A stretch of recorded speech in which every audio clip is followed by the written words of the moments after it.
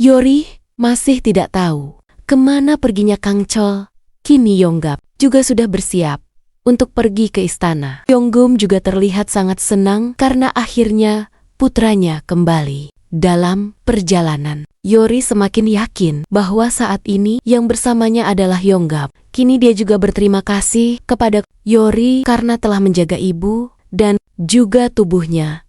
Selain itu, Yonggap juga meminta maaf karena sebelumnya dia telah menipu Yori untuk datang ke istana. Karena hal tersebut, dia pun merasa bersalah kepada Yori di saat Yonggap akan menyentuh Yori. Tiba-tiba Yori menolaknya dan menghindari tangan Yonggap. Di saat itu, Yonggap melihat gelang di tangannya yang bukan milik dia. Yonggap pun mengatakan bahwa ini bukan miliknya dan memberikan kembali kepada Yori. Sesampainya di istana, Yonggap langsung memberikan hormat kepada raja. Tentu saja hal itu mengejutkan semua orang. Yori juga memberitahu bahwa kini Yonggap telah kembali. Hal itu pastinya mengejutkan raja, karena kini juru tulis yang dia sayangi telah kembali. Di saat raja memeluk Yonggap, tiba-tiba Yonggap merasa kesakitan dan menjatuhkan raja. Hal itu karena batu penangkal yang dimiliki raja. Ternyata dukun Pongsan memantau Yonggap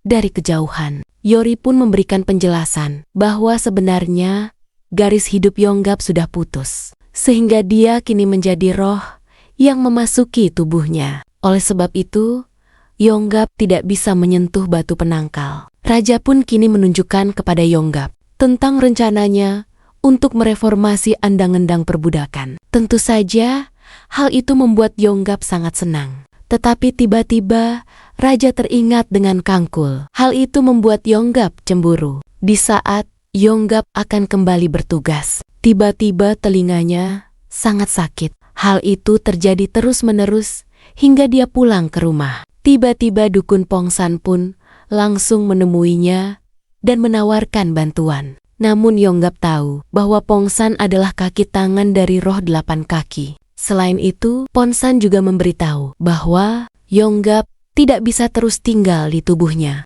Namun Pongsan menawarkan bantuan dan menyuruh Yonggap untuk menuangkan air ke batu penangkal milik raja. Pongsan berjanji, jika Yonggap menuruti perintahnya, dia akan membuat Yonggap tinggal di tubuhnya selamanya. Yonggap pun terlihat mengambil air di botol itu.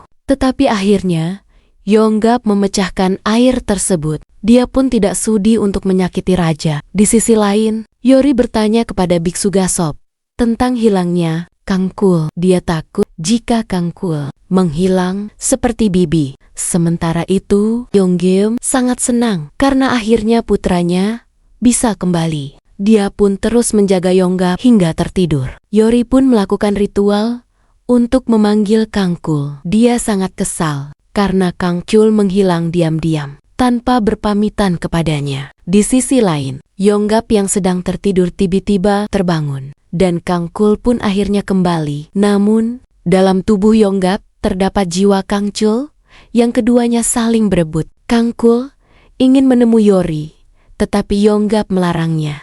Mereka berdua saling berdebat di dalam tubuh tersebut dan tidak ada yang mau mengalah. Akhirnya, Yori pun berusaha untuk menghentikannya. Kangkul pun bertanya, apa sebenarnya yang sedang Yonggap rencanakan? Di sisi lain, Pongsan akhirnya tahu jika Kangkul muncul kembali. Nah, tiba-tiba telinga Yonggap kembali sakit hingga membuatnya pingsan. Yori pun terlihat sedikit khawatir. Setelah Yori pergi, Yonggap kembali merasa kesakitan di telinganya. Yonggap pun kemudian berjalan keluar rumah. Perlahan saat dia berjalan keluar, ternyata dia menemukan botol minum yang pernah diberikan oleh dukun Pongsan. Keesokan harinya, ketika Yori akan pergi ke istana, dia melihat kamar Yonggap. Ternyata Yonggap sudah pergi sejak awal. Penglihatan masa depan Yori menunjukkan bahwa Yonggap mengincar batu penangkal. Yori pun buru-buru berlari untuk menghentikannya. Di saat raja sedang menulis sesuatu, dia meminta Yonggap untuk mendekat dan membaca isi surat yang dia tulis.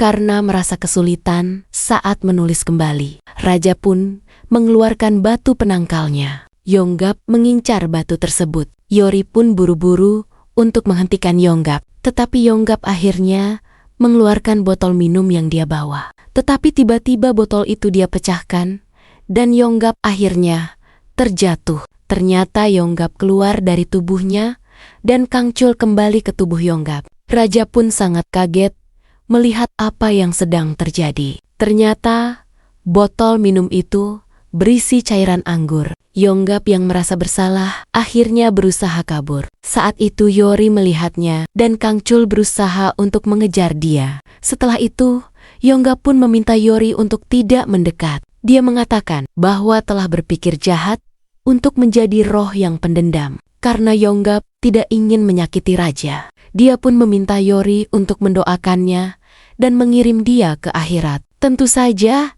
hal itu membuat Yori sangat sedih. Setelah Kangcul kembali ke rumah, Yonggeum menyadari bahwa dia bukanlah Yonggap. Tentu saja Yonggeum sangat sedih dan memohon agar mengembalikan putranya. Yonggap pun hanya bisa menangis melihat ibunya. Kini biksu Gasop akan menuntun agar Yonggap kembali ke akhirat. Mereka mengadakan ritual kecil untuk mengirimnya. Yori dan ibu Yonggeum juga memberikan penghormatan terakhirnya. Sementara biksu Gasop memimpin ritual tersebut. Kini Yonggap sudah memakai pakaian putih dan bersiap untuk meninggalkan semuanya. Dia juga mengatakan bahwa kematiannya bukan salah Yori. Yonggeum yang melihat hal tersebut merasa sangat sedih dan berharap bisa melihat Yonggap. Tetapi akhirnya Yonggal memeluk ibunya dan mengucapkan terima kasih karena bisa menjadi putranya. Di sisi lain, raja juga memberikan penghormatan terakhir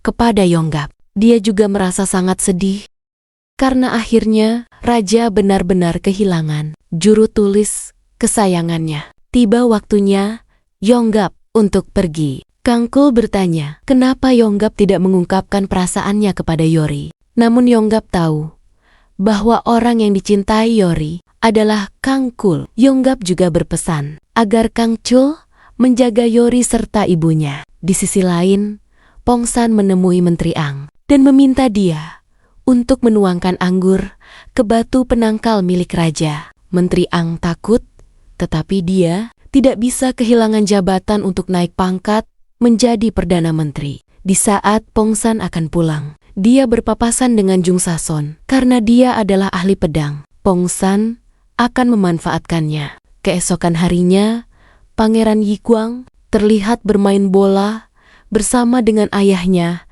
Raja Yesung. Sementara Yori membereskan dapur milik Yonggeum dan juga memenuhi semua kebutuhan dapur. Karena Yori memutuskan untuk meninggalkan rumah Yonggap. Setelah dia mengirim roh Yonggap, Yori merasa tidak enak jika terus tinggal di rumah tersebut. Selain itu, Yonggeum juga sudah mengetahui bahwa yang berada di dalam tubuh anaknya bukanlah Yonggap, melainkan Kangcul. Dia pun meminta Kangcul untuk segera pergi meninggalkan rumah tersebut. Kini Yori dan juga Kangcul akan menginap di penginapan. Kangcul kesal kenapa Yori tidak meminta raja untuk membelikan rumah. Selain itu, Kangcul pun menghindari Yori untuk tidur bersama. Yori juga masih terus akan mengejar roh 8 kaki karena roh neneknya yang ditelan. Selain itu, dia juga ingin membebaskan dendam dari Cagum. Yori pun menyuruh Kangcul untuk mendekat, tetapi Kangcul menolaknya. Tiba-tiba, Kangcul menarik tangan Yori dan mengatakan bahwa dia belum tahu cara keluar dari tubuh Yonggap. Mungkin itulah sebabnya dia akan menunda naik ke langit dan hidup sementara menjadi seorang manusia. Tentu saja hal itu membuat Yori sangat terkejut. Tiba-tiba Yonggeum datang menemui mereka dan meminta mereka berdua untuk segera pulang. Yonggeum tidak ingin mereka berdua pergi dari rumahnya. Akhirnya, Yori dan juga Kangcul pun kembali. Keesokan harinya, Menteri Ang akan melakukan rencananya. Dia mendapat kabar dari Jung Sason bahwa Raja, Ratu, Pangeran dan juga Ibu Suri akan pergi bertamasya. Namun sebenarnya, mereka akan mengadakan ritual untuk roh 8 kaki. Raja kemudian mendatangi Ratu dan memberikan batu penangkalnya. Karena saat ini, Ratu juga sedang mengandung. Dia tidak ingin sesuatu terjadi kepada istrinya. Sementara itu Yori masih mempersiapkan jubah hitam yang pernah digunakan neneknya untuk mengadakan ritual dan memanggil roh kematian. Namun, ritual itu sangat beresiko karena bisa membuat dukunnya membaca mantra meninggal. Yori pun masih mempertimbangkan untuk mengadakan ritual tersebut.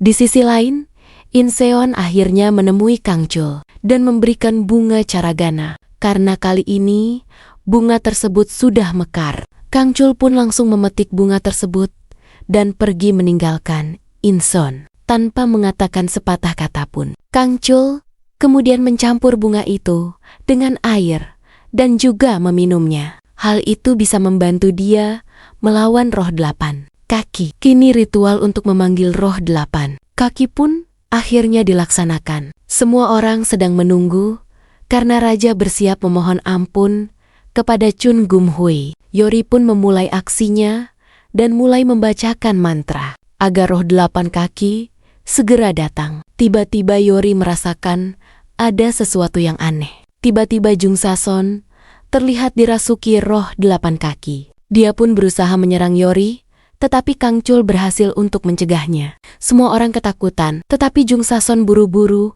mendekati ratu dan langsung menjulurkan pedangnya hingga membuat perut ratu terluka serta kesakitan karena kemungkinan ratu telah kehilangan janinnya. Raja juga terlihat sangat syok